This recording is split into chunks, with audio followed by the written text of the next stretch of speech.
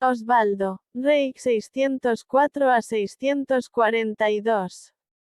Por Webmaster, miércoles, 9 de agosto de 2023, Santoral. Santos: Amor, Viator, Antonino, Falcón, Firmo, Rústico, Román, Martín, Nicolás, Secundiano, Marceliano, Beriano, Julián, Marciano, Mártires. Benigno, Clemente, David, confesores. Maurilio, Domiciano, Beremundo, obispos. Riagán, presbítero. Osvaldo, rey. Cándida María, fundadora de las Hijas de Jesús, beata. Teresa Benedicta Acroce, Edith Stein, religiosa y mártir y patrona de Europa. Vástago de la familia real de Northumbria. Su padre fue el sanguinario e incendiario Etelfrido, que mereció el apodo de devastador. Por ello no es de extrañar que, una vez muerto, su hijo Osvaldo tuviera que salir para el destierro aunque solo fuera un niño. Pudo refugiarse en los escotos del norte, que ya era zona cristianizada por Columba desde hacía unos años antes de su llegada. Solo tenía 11 años cuando, ya huérfano, encontró refugio en aquellas latitudes. Notó que allí todos hablaban del monje Columba, el gran misionero irlandés, y que en bastantes aspectos aquella gente vivía de un modo diferente al que él había presenciado desde siempre al lado de las hordas guerreras de su padre. Quizá esa curiosidad contribuyó a formarse como cristiano. De hecho, cuenta el principal relator de su vida y obras, el cronista northumbrio Beda, que engrosó el número de los catecúmenos que se formaban en la nueva religión, aumentó el contacto con la comunidad cristiana llegando a familiarizarse con ella, se adaptó a su vida y costumbres, cosa nada fácil, y terminó pidiendo el bautismo. Como llegó a descubrir que el heroísmo no está reñido con el cristianismo, se convirtió en evangelizador de Cristo. Los sajones y bretones habían mantenido entre ellos continuas guerras por poseer el territorio de Northumbria. Corrían noticias de que el terrible Cadwallon, héroe de Bretaña, va eliminando uno a todos los parientes del príncipe desterrado, y un triste día se corrieron las voces de que había llegado hasta el extremo de asesinar a su hermano Eanfrido. Este fue el detonante para que Osvaldo decidiera plantarle cara y sacarlo del territorio de sus mayores. Dispuesto a morir en el intento, reza antes de entrar en batalla, cerca de Exham, hace una cruz con 2 ramas cruzadas, y anima a sus huestes a luchar en nombre del Dios de los cristianos. La terrible pelea se resolvió con triunfo del ejército de Osvaldo, con la muerte del capitán adversario y con el sobrenombre de la Menguin, el de la espada que relumbra, para el nuevo presidente de la heptarquía y caudillo universal de los anglosajones.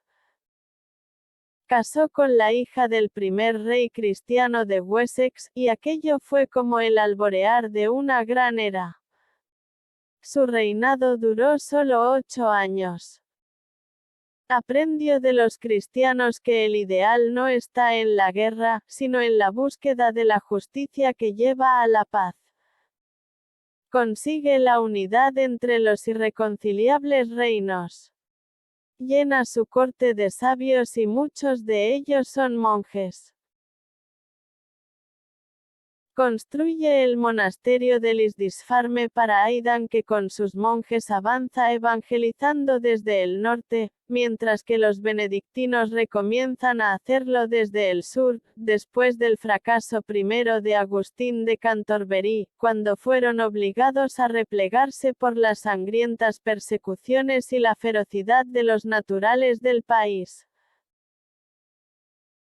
ha descubierto en el santo monje Aidan las cualidades necesarias para ser el hombre de Dios apropiado para la evangelización por su amor a la pobreza, desprendimiento, rechazo de honores, comprensivo con los tardos, dulce con los tercos y exigente con los perezosos. Tanto es su aprecio que lo toma como asesor espiritual para él mismo.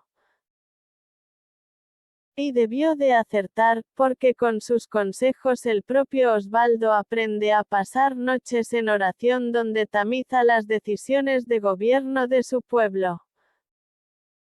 Puso orden en su corte, es generoso en limosnas, piadoso con los enfermos y compasivo con los pobres. Murió en pelea de guerra con el pagano Penda, rey de los Mercios, en la batalla de Maserfeld. No pudo este rey soportar que Osvaldo se hiciera cristiano. Pensó que se había hecho cobarde, traicionando a Odín. La fiereza de Penda y sus ansias de venganza llegaron al ensañamiento de pinchar en un palo la cabeza del rey vencido y muerto, manteniéndola en alto durante un año para que la contemplaran las gentes, hasta que fue rescatada por el vengador Oswiu, continuador de la obra de Osvaldo. Aquellos tiempos eran así. Frente a tanta fiereza, hay también episodios de generosidad y grandeza. Cuenta Beda que en un banquete de corte, estando el obispo Aidan dispuesto a dar la bendición, el encargado de las limosnas del palacio se aproximó al rey para notificarle que una muchedumbre de pobres estaba a la puerta, todos famélicos y hambrientos. Tiempo le faltó a Osvaldo para suspender el festejo, repartir los manjares entre los pobres y destrozar en pedazos la plata del ajuar para entregarlos a los necesitados. El pueblo anglosajón tuvo a Osvaldo como mártir desde su muerte y como a tal le dio veneración por haber sabido ser rey, héroe y apóstol. Su culto se extendió por la Europa central, el sur de Alemania y el norte de Italia. Se santificó con bondades rectas, con gobierno firme y con deseos evangelizadores a pesar de la buena dosis de barbarie propia de la época. Quizá una mirada anacrónica desde el siglo X le negara el honor de los altares, pero a cada cual le toca santificarse en su propio mundo, poniendo a disposición de Dios y de los hombres lo mejor de su voluntad. Y en su caso aún no se habían inventado las monarquías democráticas.